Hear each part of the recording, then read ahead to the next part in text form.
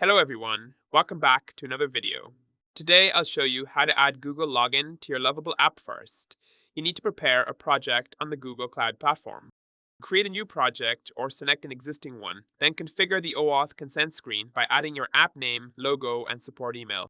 After that, create OAuth client ID credentials, choose web application as the application type, add your Lovable app URL under authorized JavaScript origins, and paste the redirect URI provided by Supabase under authorized redirect URIs.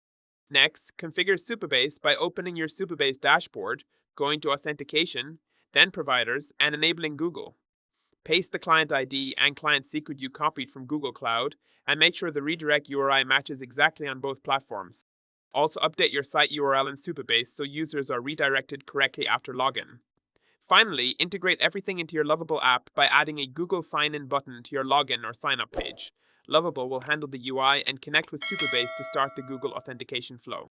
Once completed, if you found this video helpful, don't forget to like and subscribe.